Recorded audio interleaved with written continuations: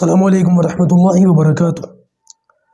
نحمدہ ونصلی علی رسولہ الکریم، اما بعد، اعوذ باللہ من الشیطان الرجیم، بسم اللہ الرحمن الرحیم۔ ان اول بیت وضع للناس للذی ببکۃ مبارکا وہدی للعالمین، صدق اللہ العظیم۔ اللہم صلی علی محمد وعلی آل محمد کما صلیت علی ابراہیم وعلی آل ابراہیم انک حمید مجید۔ اللہم بارک علی محمد وعلی آل محمد کما بارکت علی ابراہیم وعلی آل ابراہیم انک حمید مجید۔ گزشتہ نشست میں بیت اللہ کی تعمیری تاریخ پر کچھ گفتگو ہوئی تھی اور کس طرح سے 10 مرتبہ اس کی تعمیر ہوئی، فرشتوں سے لے کر حجاج بن یوسف تک 10 مرتبہ کل بیت اللہ کی تعمیر کا ذکر ملتا ہے اس کی تاریخ کے اندر۔ علماء نے فرمایا کہ حجاج بن یوسف کی 2 کاموں کی وجہ سے شاید بخشش ہو جائے، وگرنہ اس کی زندگی اللہ تبارک و تعالیٰ کی نافرمانیوں ہی میں گزری ہے، اور سینکڑوں اللہ کے ولیوں کو، حتیٰ کہ صحابی رسول حضرت عبداللہ ابن زبیر کو اس شخص نے قتل کروایا۔ بعض باتیں ایسی ہوتی ہیں کہ اللہ تبارک و تعالیٰ کا وہ فضل ہوتی ہے، اللہ جس کو چاہے بخش دے، اللہ جس کو چاہے پکڑ لے۔ اگر اللہ تعالیٰ بخش دے تو ہم میں سے کوئی یہ نہیں کہہ سکتا کہ یا اللہ تو نے اس کو بخشا کیسے، وہ جو چاہے کرے، اس سے کوئی پوچھنے والا نہیں ہے۔ حالانکہ حجاج کو اس امت کا فرعون کہا جاتا ہے، نبی کریم صلی اللہ علیہ وسلم کی امت کا فرعون، اتنا ظالم اور جابر تھا، لیکن بس اللہ تعالیٰ نے کام لینا تھا، لے لیا۔ اچھا جی، آج تھوڑی سی بیت اللہ کی جو فضیلت ہے اس پر بات ہوگی، اور نبی کریم صلی اللہ علیہ وسلم کی عمر مبارک جو 35 سال ہوئی ہے، اس موقع پر قریش نے جو تعمیر کی ہے، جو ترتیب کے اعتبار سے 8ویں تعمیر بنتی ہے، اس پر تھوڑی سی گفتگو ہوگی، اور پھر انشاءاللہ نبوت کا اظہار اور نبوت کی ذمہ داریاں نبی کریم صلی اللہ علیہ وسلم پر کس طرح سے عائد ہوئیں، اس پر انشاءاللہ ہم بات شروع کریں گے۔ دیکھیے، قرآن مجید میں اللہ تبارک و تعالیٰ بیت اللہ کی فضیلت کے متعلق ارشاد فرماتا ہے، وہ آیت جو میں نے خطبے میں آپ کے سامنے پڑھی، ان اول بیت وضع للناس للذی ببکۃ مبارک، یعنی کہ سب سے پہلا گھر جو لوگوں کے لیے بنایا گیا وہ بکہ میں ہے۔ دیکھیے، مکے کا نام اصل تو مکہ ہی ہے، لیکن اللہ تبارک و تعالیٰ نے اس کو بکہ فرمایا۔ اب میں مکہ اور بکہ ان دونوں کے معنی بتا دیتا ہوں، اور یہ دونوں ہی نام اس شہر کے ہیں۔ مکہ اس کا عام نام ہے، اور بکہ یہ وہ نام ہے جو قرآن میں اللہ تبارک و تعالیٰ نے اس شہر کو دیا ہے۔ مکہ کے معنی لغوی اعتبار سے آتے ہیں ناف کے، نابی جو ہوتی ہے ہماری، اور اگر آپ جغرافیائی اعتبار سے دیکھیں گے، ورلڈ کا جو میپ ہے اس کو دیکھیں گے، تو اس میں مکہ آپ کو بالکل سینٹر میں نظر آئے گا۔ جیسے ہماری ناف ہمارے پورے بدن کے پورے بیچ میں ہوتی ہے، سینٹر میں ہوتی ہے، ویسے ہی مکہ شہر پوری زمینی خطے میں بالکل درمیان میں ہے۔ اور جس طرح سے بچہ ماں کے پیٹ میں ہوتا ہے، اور جب وہ ماں کے پیٹ میں ہوتا ہے تو اس کی آنت ماں کی ناف سے جڑی ہوئی ہوتی ہے، اور اس ناف کی وجہ سے اس کو رزق ملتا ہے۔ تو علماء نے فرمایا یہاں مکہ یعنی کہ ناف سے اس طرف اشارہ ہے کہ اس مکہ شہر کی برکت سے ساری دنیا کے انسانوں کو روحانی اعتبار سے روزی مل رہی ہے۔ اور اس کا دوسرا نام بکہ، بکہ کے معنی آتے ہیں توڑنا۔ جو شخص بھی وہاں جاتا ہے اس کی اکڑ ٹوٹ جاتی ہے، وہ کتنا ہی اکڑو مکڑو کیوں نہ ہو، لیکن وہاں پر جا کر کے جھکے گا، رکوع کرے گا، سجدہ کرے گا، طواف کرے گا، سعی کرے گا، اور اپنے جو مالدارانہ لباس ہوتے ہیں اس کو اتار کر کے 2 کپڑوں میں آ جائے گا۔ تو یہ ہے کہ وہاں جا کر کے ہر انسان کی اکڑ ٹوٹتی ہے۔ اس کے بارے میں آتا ہے کہ یہ اسلام کا ستون ہے، بیت اللہ اسلام کا ستون ہے۔ نبی کریم صلی اللہ علیہ وسلم نے فرمایا اسلام کا ستون ہے یہ، اور جو کوئی شخص وہاں پر حج کرنے کے لیے جائے گا تو وہ وہاں پر جا کر کے طواف کرے گا، بیت اللہ کی زیارت کرے گا، اور جو شخص صحیح طریقے سے حج کر لے گا، یعنی کہ حج مبرور کر لے گا، سنت کے مطابق حج کر لے گا، تو ایسے شخص کو اللہ تبارک و تعالیٰ ایسے معاف فرما دیں گے اور اس کے گناہوں کو اس طرح سے بخش دیں گے جیسے آج ہی اپنی ماں کے پیٹ سے پیدا ہوا ہے، کہ اس کے اوپر کوئی گناہ نہیں ہوگا۔ بہرحال اس موقع پر یہ بات یاد رکھیے گا کہ جب کبھی بھی کوئی شخص حج کرنے کے لیے بیت اللہ جائے یا عمرہ کرنے کے ارادے سے جائے، حج کرے یا عمرہ کرے، لیکن جس ارادے سے بھی وہاں پر جائے تو علماء نے فرمایا اس کو چاہیے کہ کثرت سے طواف کرے، کثرت سے، اس لیے کہ اور جتنی عبادتیں ہیں وہ دنیا کے اندر کہیں نہ کہیں ادا کی جا سکتی ہیں، طواف ایک ایسی واحد عبادت ہے جو صرف وہیں ادا کی جا سکتی ہے۔ آپ روزہ کہیں بھی رکھ سکتے ہیں، آپ نماز کہیں بھی پڑھ سکتے ہیں، آپ کہیں پر بھی مسجد میں اعتکاف میں بیٹھ سکتے ہیں، زکوٰۃ کہیں بھی دے سکتے ہیں، صرف ایک طواف کی عبادت ایسی ہے جو آپ وہیں بیٹھ کر کے کر سکتے ہیں، وہاں کے علاوہ کہیں اور نہیں کر سکتے۔ تو لہٰذا زیادہ سے زیادہ طواف کرنے چاہیے۔ اور ایک بات بتاؤں آپ کو، علماء نے باقاعدہ اس پر بحث کی ہے کہ نفلی طواف زیادہ افضل ہے یا نفلی عمرے زیادہ افضل ہے، کثرت سے نفلی عمرے کرے یہ زیادہ بہتر ہے یا کثرت سے نفلی طواف کرے یہ زیادہ بہتر ہے؟ تو علماء فرماتے ہیں کہ بہتر یہ ہے کہ کثرت سے نفلی طواف زیادہ سے زیادہ کرے، نفلی عمرے کرنے سے بھی زیادہ بہتر اور فضیلت والی بات کثرت سے طواف کرنا۔ میں یہ نہیں کہہ رہا کہ کثرت سے عمرے نہ کرنے چاہیے، لیکن زیادہ بہتر یہ ہے کہ کثرت سے طواف کرے، نفلی طواف۔ اور ایک فضیلت بتاؤں آپ کو، اگر کسی شخص نے 50 طواف کر لیے، عمرے کے لیے گیا یا حج کے لیے گیا، لیکن اس نے جیسے تیسے ہمت کر کے 50 طواف وہاں پر مکمل کر لیے، اس کی فضیلت یہ ہے کہ جیسے بالکل بخشا بخشایا اپنے گھر کو لوٹ جائے اور ایک گناہ بھی اس کے سر پر باقی نہ رہے۔ دوستوں یہ بات کہنا سننا بڑا آسان ہے کہ 50 طواف کر لیے، اور ہو سکتا ہے میری بات سن کر آپ میں سے بہت سارے لوگوں کو جوش آ گیا ہو کہ ہم وہاں جائیں گے تو کریں گے، لیکن یہ اتنا آسان نہیں ہے۔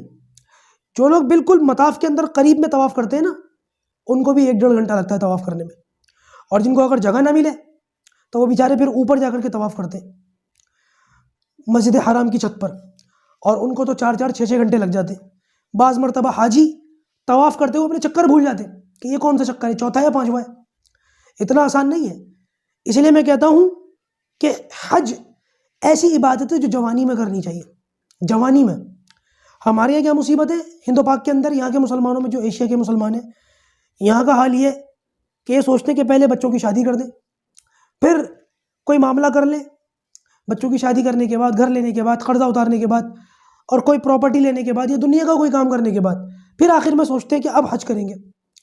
تب تک اس کے جسم میں جتنی طاقت ہوتی ہے وہ ختم ہو چکی ہوتی ہے۔ بتایا بہت سے بتانے والوں نے کہ انڈیا اور پاکستان سے جانے والے حاجیوں کی حالت وہاں ایسی ہوتی ہے کہ کمریں جھکی ہوئی ہوتی ہیں، بعض تو ویل چیئر پر ہوتے ہیں، ویل چیئر پر طواف کر رہے ہوتے ہیں۔ بتاؤ کس طریقے سے بیچارے، حالانکہ یہ بھی ان کی ایک محبت ہے، لیکن کس قدر مشقت ہے۔ بعض حاجیوں کا تو یہ معاملہ کہ شیطانوں کو کنکریاں بھی نہیں ماری جاتی، ان کے رشتہ دار یہ بیوی بچے مار آتے۔ تو بھائی اللہ تبارک و تعالیٰ اگر دے، آپ بھی نیت کریں، میں بھی ارادہ کروں کہ انشاءاللہ حج تو جوانی میں کریں گے، جوانی میں کرنے کا مزہ ہے۔ تو بہرحال اس چیز کا وہاں جا کر کے خیال رکھیں، اور وہاں جو خاص چیزیں ہیں نا ان کا بڑا اہتمام کریں۔ صفا مروہ صرف وہیں ہے، مقام ابراہیم صرف وہیں ہے، حجر اسود صرف وہیں ہے، نبی کریم صلی اللہ علیہ وسلم کا روضہ صرف وہیں ہے، خانہ کعبہ صرف وہیں ہے۔ تو ایسا نہ ہو کہ وہاں جا کر کے بھی دنیا داری میں لگ جائے، پتہ ہے چلا کہ کئی دن گزر گئے اور رشتہ داروں نے جو سامان کی لسٹ دی تھی اس کی شاپنگ ہی پوری نہیں ہوئی۔ کیا مسجد حرام کے اندر نماز پڑھیں گے؟ 1,00,000 نمازوں کا ثواب ہے مسجد حرام کے اندر نماز پڑھنا، تو وہاں جا کر کے اس ثواب کو حاصل کرنا چاہیے، وہاں جا کر کے ان باتوں میں نہیں لگنا چاہیے، ان چیزوں کی قدر کریں۔ بہرحال حج ایک عاشقانہ عبادت ہے۔ جب کوئی شخص وہاں جا کر کے حج کرتا ہے تو ایسا لگتا ہے جیسے دیوانہ ہو گیا ہے۔ ابھی طواف کرو، ہر چکر پہ جو ہے حجر اسود کا بوسہ دو، استلام کرو، اور تم جاؤ صفا مروہ کی سعی کرو، اور پھر مینا، مزدلفہ، عرفات، اس طریقے سے دوبارہ مینا، اسی طریقے سے دوڑتے رہو، 2 کپڑے پہن لو، نہ بال بنا سکتے نہ داڑھی بنا سکتے، دیکھنے والوں کو لگے گا پتہ نہیں کیا دیوانہ وار گھوم رہا ہے، خدا جانے کیا ہو گیا اس کو۔ حج ایک عاشقانہ عبادت ہے، اپنے آپ کو بھولنا پڑتا ہے، اپنی ذات کو بھولنا پڑتا ہے۔ میرے دوستوں وہاں جا کر کے اس کا خیال رکھنا چاہیے، وہ چیزیں جو وہیں ملتی ہیں ان کی قدر کرنی چاہیے، بلکہ اللہ حفاظت فرمائے۔ ہم نے تو یہ دیکھا کہ بیت اللہ کا طواف اس کا بھی لوگوں نے مذاق بنا دیا۔ یہ جو ربیع الاول کے جلسے نکالتے ہیں، جلوس نکالتے ہیں، ان کے اندر خانہ کعبہ کو بنا دیا فارم سے، پلاسٹک سے اس کا ماڈل بنا دیا، اور جیسے بیت اللہ کا طواف ہوتا ہے اس کا طواف کر رہے ہیں۔ بعض بیوقوف تو قبروں کا طواف کرتے ہیں۔ یہ مناظر آپ لوگوں نے اپنی زندگی میں کئی لوگوں کو کرتے ہوئے دیکھے ہوں گے۔ آپ چلے جائیں مزاروں پہ، چلے جائیں، وہاں دیکھیں قبروں کا طواف ہو رہا ہے۔ کیا ہو رہا ہے؟ بیت اللہ کی طرف گھوم رہا ہے۔ جہالت، نیری جہالت، اللہ اس سے حفاظت فرمائے۔ بہرحال عرض یہ کر رہا تھا کہ قریش نے بیت اللہ کو تعمیر کرنے کا جو ہے ارادہ کیا، سینکڑوں سالوں سے بیت اللہ ایسے ہی رکھا ہوا تھا، ایسے ہی پڑا ہوا تھا، اور اس کی دیواریں بوسیدہ ہو گئی تھیں۔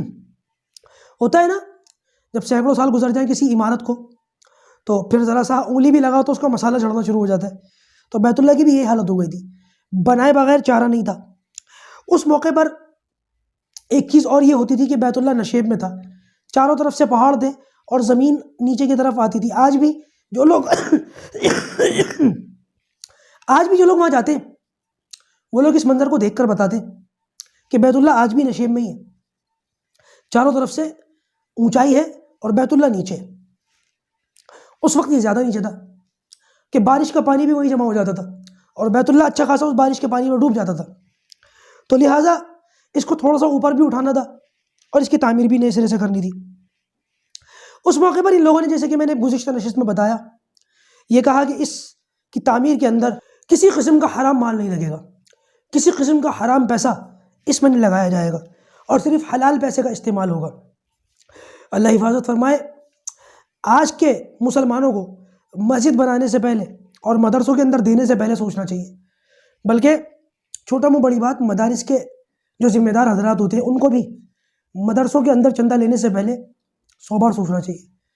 آج کسی نے کہا کہ بڑی باصلاحیت والے طلبہ پڑھ کے مدارس سے نکلتے ہیں اور ذرا سا خطاب کریں تو جوش میں مجموعوں کا دل جیت لیں، لوگوں کو جو ہے جیت لیں اور ان کے دلوں کو قابو کر لیں، لیکن ہو کیا رہا ہے کہ ان کی زبان سے نکلنے والے پیغام کا اثر وقتی طور پر تو سننے والوں کو اچھا لگتا ہے، لوگ عش کرتے ہیں، لیکن کچھ دیر کے بعد لوگ بھی بھول جاتے ہیں، بولنے والا بھی بھول جاتا ہے کہ کیا بات ہوئی تھی، کیوں ہے ایسا۔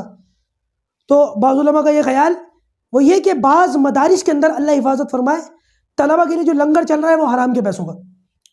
لو بھائی، اب حرام کی غذا پیٹ میں جائے گی تو وہ کیا اپنا اثر دکھائے گی۔ اللہ حفاظت فرمائے، بعض مرتبہ تو خیال آتا ہے، کیونکہ حدیث کے اندر ذکر ہے کہ اگر کسی شخص نے حرام کھایا تو 40 دن تک اس کی دعا قبول نہیں ہوتی، یا بعض جگہ تو یہ لکھا ہوا ملا کہ اگر کسی شخص نے حرام کا لقمہ کھایا اور جسم کے اندر اس حرام کی غذا سے کہیں خون اور گوشت بن گیا تو جب تک وہ خون یا گوشت جسم کے اندر موجود ہے عبادت قبول نہیں ہوگی۔ اللہ تبارک و تعالیٰ اس حرام سے ہم سب کی حفاظت فرمائے۔ بہرحال اس موقع پر بیت اللہ کی تعمیر ہوئی اور جیسے کہ میں نے بتایا کہ آدھا بیت اللہ بنا اور حجاج بن یوسف کی وجہ سے وہ آدھا بیت اللہ آج تک بنا ہوا ہے۔ اس موقع پر ولید ابن مغیرہ کو پتہ چلا کہ جدہ جو بندرگاہ ہے، بندرگاہ جدہ، وہاں پر ڈرائی پورٹ ہے اور پانی کے جہاز وہاں پر آتے ہیں۔ پتہ یہ چلا کہ ایک بہت بڑا لکڑی کا جہاز وہاں پر حادثے کا شکار ہوا ہے اور وہیں پر وہ اس کی لکڑیاں وغیرہ مل رہی ہیں، تو وہاں جا کر کے یہ لکڑیاں لے آئے بیت اللہ کی چھت کے لیے، اچھے داموں میں خرید کر لائے اور وہاں سے کسی کاریگر کو بھی پکڑ کر کے لائے جو اس زمانے کا ماہر تھا اور بیت اللہ کو تعمیر کر لیا۔ اس موقع پر بیت اللہ کو توڑنے کی ضرورت پیش آئی، کیونکہ ظاہر سی بات ہے جو عمارت پہلے بنی گئی، جو ڈھانچہ پہلے کا بنا ہوا ہے، پہلے اس کو توڑا جائے گا، اس کے بعد پھر جو ہے نئی تعمیر بنائی جائے گی۔ تو لوگ ڈرتے تھے کہ اس تعمیر کو توڑنے کے وقت کدال ماریں گے، پھاوڑا ماریں گے، کچھ جو بھی کریں گے، کہیں ان کو ابرہہ کا واقعہ یاد تھا نا 30-35 سال پہلے جو ہوا تھا، کہ اگر ہم نے کچھ ایسا کیا تو وہ کچھ ہمارے ساتھ نہ ہو جائے جو ابرہہ کے ساتھ اس کے لشکر کے ساتھ ہوا تھا، تو ڈرتے تھے۔ تو ولید کے بارے میں آتا ہے کہ اس نے یہ کہہ کر کے کدال اٹھا لیا کہ یا اللہ ہماری نیت تو خیر کی ہی ہے، یہ کہہ کر کے اس نے جو ہے دیوار گرا دی۔ لوگوں کی ہمت ابھی بھی نہیں ہوئی، لوگوں نے یہ کہا کہ رک جاؤ، کہیں رات بھر انتظار کرو، کہیں ایسا نہ ہو کہ کوئی آسمان سے کوئی بلا اس پر نازل ہو اور اس کا بیڑا غرق ہو جائے، کل صبح دیکھیں گے اگر یہ صحیح سلامت ہوا تو پھر ہم بھی بیت اللہ کا بچا کچھ حصہ توڑ ڈالیں گے۔ اگلے دن دیکھا کہ وہ پھاوڑا لیا ہوا چلا ہوا آ رہا ہے اور بالکل ٹھیک ٹھاک ہے، حالانکہ یہ ولید ابن مغیرہ کوئی اچھا آدمی نہیں تھا، بہت ستایا اس نے نبی کریم صلی اللہ علیہ وسلم کے دشمنوں میں سر فہرست تھا۔ اور اس کے بیٹے خالد بن ولید پکے صحابی سیف اللہ، یہ بھی نبی کریم صلی اللہ علیہ وسلم کی بہت بڑی یعنی اللہ کے رسول کا معجزہ تھا کہ جتنے اللہ کے رسول کے دشمن تھے سارے کے سارے ان کی اولاد اللہ کے رسول کے جانشین صحابی بنے۔ ابو جہل سخت دشمن، بیٹا اکرمہ بن ابی جہل اللہ کے رسول کے بڑے زبردست صحابی، ولید بیٹے خالد، عاص بیٹے عمرو بن العاص، اس طریقے سے بڑی مثالیں۔ بہرحال تو یہ نبی کریم صلی اللہ علیہ وسلم کے متعلق یہ ملتا ہے کہ اس میں اللہ کے رسول صلی اللہ علیہ وسلم موجود تھے اور بیت اللہ کی جب تعمیر شروع ہوئی تو وہ ڈھانچہ گرا دیا گیا اور اس کو کھودنا شروع کر دیا گڈھے کو، جب کھودتے چلے گئے تو وہ بنیادیں نکل آئیں ابراہیم علیہ السلام کے زمانے والی، جو بنیادیں ابراہیم علیہ السلام نے اپنے ہاتھ سے رکھی تھی. تو ایک شخص نے اس پہ پھاوڑا مارا تو ایک دھماکہ ہوا، جیسے کہیں بم پھوٹا ہو، جس کی وجہ سے یہ لوگ ڈر گئے، کبوتروں کی ڈر گئے. اور لوگوں نے اس دھماکے میں اس بات کی طرف اشارہ سمجھا کہ اللہ تعالیٰ کی طرف سے کوئی اشارہ ہے کہ ان بنیادوں کو نہیں توڑا جائے گا. چنانچہ انہی بنیادوں کے اوپر اثر نو بیت اللہ کی تعمیر ہوئی. اور جب تعمیر مکمل ہو گئی تو حجر اسود کو بیت اللہ کے اندر نصب کرنے کا وقت آیا کہ بیت اللہ کو حجر اسود کے اندر کس طریقے سے رکھا جائے. اب یہ ہر قبیلہ اپنی اپنی شان سمجھتا تھا کہ یہ عزت ہمیں ملے، یہ احترام ہمیں ملے. اس بات کے اوپر بحث بڑھ گئی، زبانی کلامی اتنی بڑھ گئی کہ ہر قبیلے کے آدمی نے تلوار کھینچ لی کہ یہ عزت تو ہم لیں گے، کسی اور کو نہیں دیں گے. لہٰذا جب کئی دن گزر گئے تو ایک شخص ہے امیہ بن مغیرہ مخزومی، اس کے بارے میں آتا ہے کہ بہت بڑا خرناٹ آدمی تھا اور بڑا سمجھدار اور چالاک آدمی تھا. اس نے یہ دیکھا کہ 6-7 دن گزر گئے اور کوئی نتیجہ نہیں نکل رہا اور حجر اسود ایسے ہی پڑا ہوا ہے، تعمیر پوری ہو گئی. تو اس نے کہا کہ ایسا کرو، انتظار کرو کل صبح کا. کل صبح ہوتے ہی جو شخص سب سے پہلے مسجد حرام کے اندر داخل ہوگا، یعنی کہ اس زمانے میں بیت اللہ کے اندر داخل ہوگا، وہ شخص یا تو حجر اسود کو اٹھا کر کے رکھے گا یا وہی شخص فیصلہ کرے گا کہ کون اٹھا کر کے رکھے، حکم بنا دو اس کو. تو لوگ اس بات پر راضی ہو گئے، انتظار کرنے لگے. تو جو شخص سب سے پہلے صبح ہوتے ہی جو ہے وہ داخل ہوئے وہ نبی کریم صلی اللہ علیہ وسلم تھے. اللہ کے رسول کو دیکھ کر کے سب لوگوں نے نعرہ لگایا یہ تو صادق ہے، یہ تو امین ہے، ان کو حکم بنانے پر تو ہم خوشی خوشی راضی ہیں. چنانچہ اللہ کے رسول صلی اللہ علیہ وسلم نے اتنا خوبصورت فیصلہ فرمایا. آپ نے فرمایا کہ ہر قبیلے کا سردار آگے آ جائے. سارے آگے آ گئے. اللہ کے رسول نے ایک چادر پھیلائی اور حجر اسود اٹھا کر کے اس چادر پر رکھ دیا. اور آپ صلی اللہ علیہ وسلم نے فرمایا کہ سارے کے سارے سردار اس چادر کا ایک ایک سرا پکڑ لیں. سب نے پکڑ لیا. آپ نے فرمایا اب اس چادر کو اٹھا کر کے بیت اللہ کے قریب لے چلو.